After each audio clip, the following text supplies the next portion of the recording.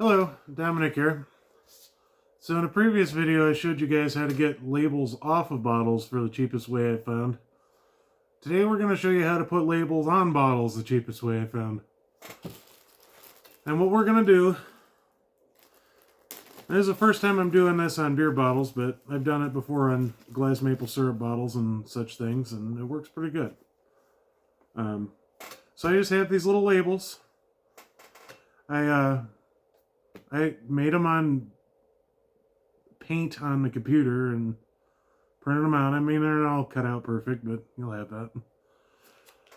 But I don't sell this stuff. I either have it myself or give it away. I'm not going to spend a bunch of money on it. But just regular computer paper, printed on there, cut out. So what we're going to do is I always like to wipe everything off first because these have been sitting around for months. They're a little dusty. Get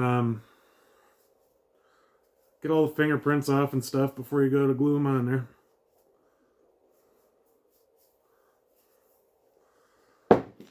So this is what I use to put them on there. It's Elmer's Craft Bond Extra Strength Glue Stick.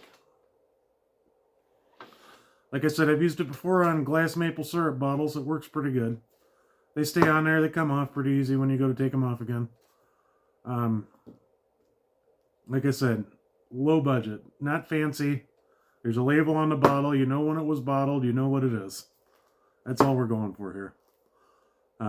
So basically, you get your bottle wiped off. Make sure it's clean. And you take your glue stick. Take your glue stick.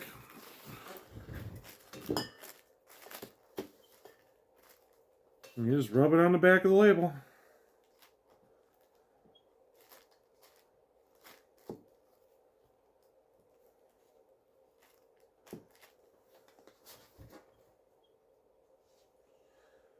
And you proceed to drop the label on the floor. And you try to wipe it off and make it even worse. So let's just grab another one. Never fails.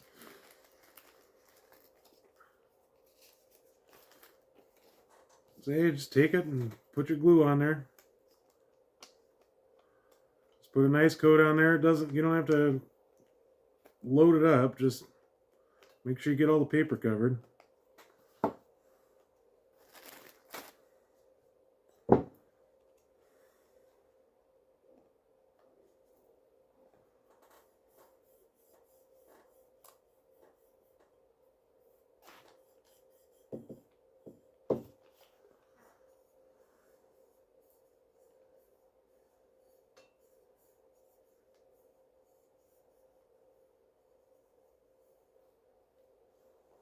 There you have it.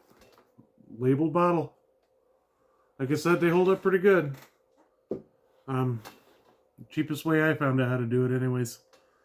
Like I said, I've used it on maple syrup bottles and they've lasted and not fallen off in the cabinet or anything. Now I'd imagine these are on beer bottles, so if you were to go and put them in a cooler and they got all wet, they'd probably fall off. But at least when you put it in the cooler, you knew what it was. So that's all I have on that. Yeah. So go ahead and get the rest of them done.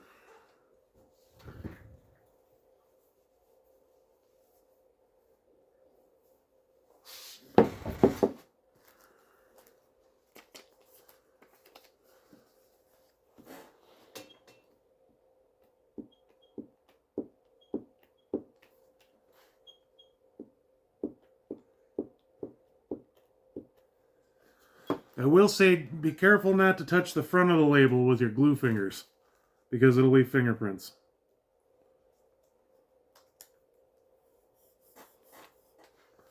You just press it down a couple times and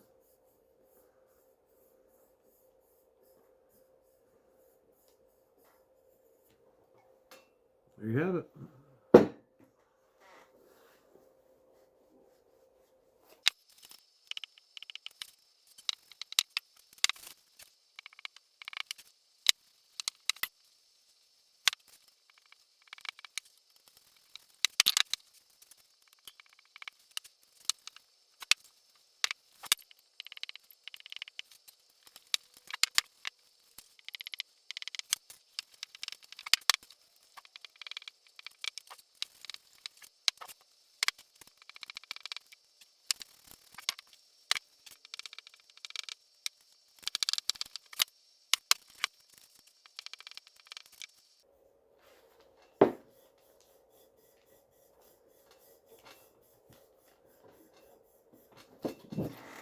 Alright, there's the first batch. I will say it's handy to keep some wipes around or something because your fingers are going to get awfully sticky. And like I said, if you touch the front of the label, you're going to leave fingerprints on it. And I just have to repeat the process about 45 more times.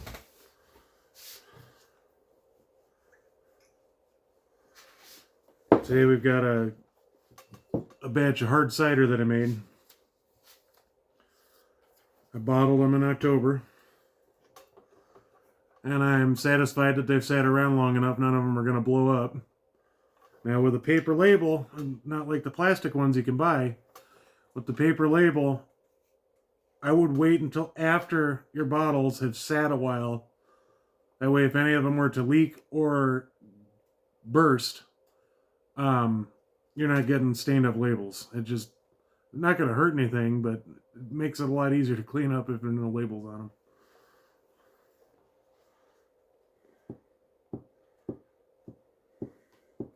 And one of these sticks of glue will do a lot of labels.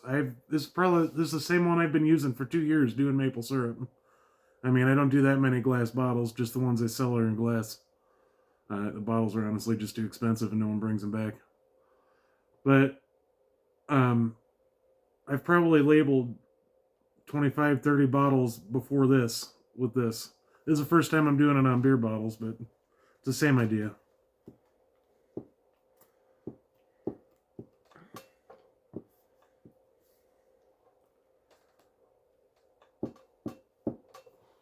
And I was going to get labels printed. I was going to order some, but you know what? The whole thing about making something yourself is that you made the whole thing yourself. I could have been fancy and got nice labels printed, but then it costs money.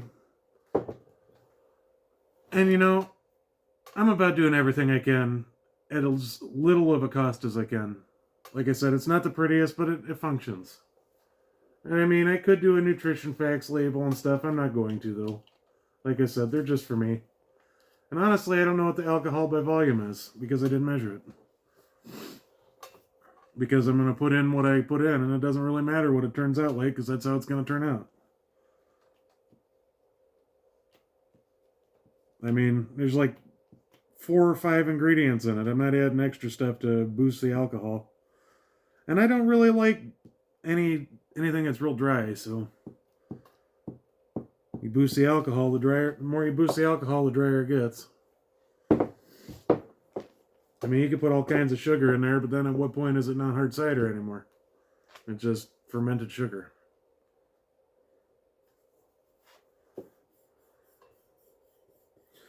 So like I said, it has none of that information on there because I don't know what it is. I don't really care what it is.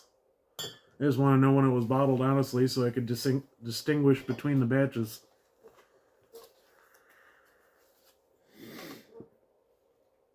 That way, when I look at my notes and go, oh, this is what I did on this one, I liked that one, or I didn't like that one, I can look and see, oh, it was the batch that was bottled in October of 2024, which is this batch. Now, as soon as I get done labeling these, I have another batch that needs bottled. So that'll be the January 2024, or the February 2024 batch. And I got notes on both of them. Just, it helps me decide which ones I like, which ones I don't, what I'm going to do different next time. Try something different.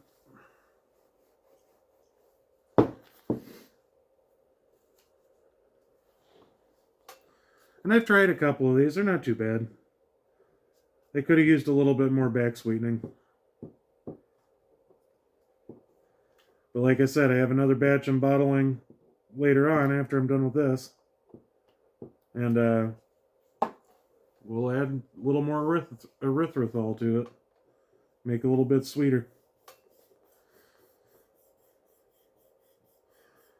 Now that I know how this one turned out, kind of. It's hard to tell what it's going to turn out like because you put the sugar in the bottle to carbonate it. So it's hard to tell how sweet it is before you bottle it because you're actually adding more alcohol to it to get your carbonation. So like I said, it's trial and error for me. That's why the labels are important.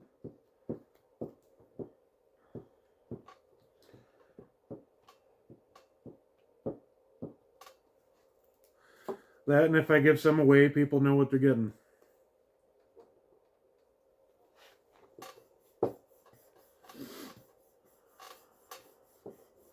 But like I said, nothing too fancy. A little bit of effort.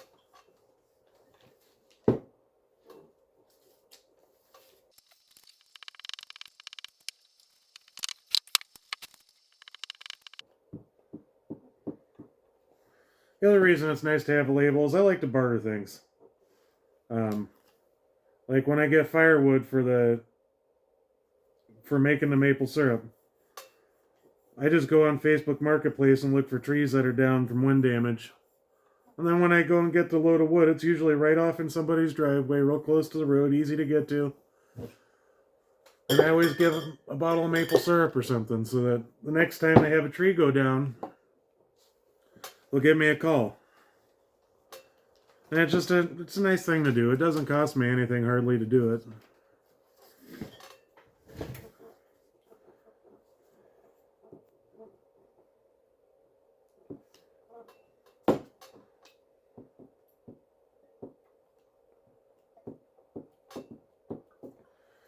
The other thing I will say is put plastic down wherever you're doing this at, because you're gonna get glue off the side of the labels on the table. I'm getting glue fingerprints all over these things.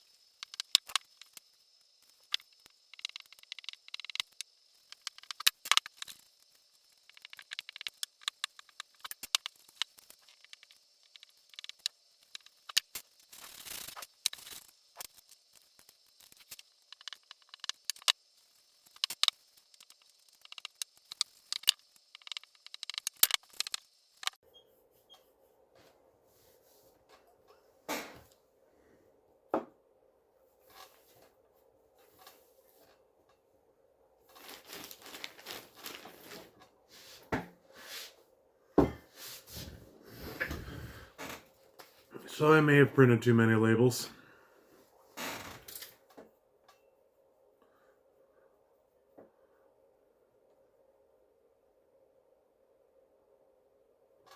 but there's that much glue stick left.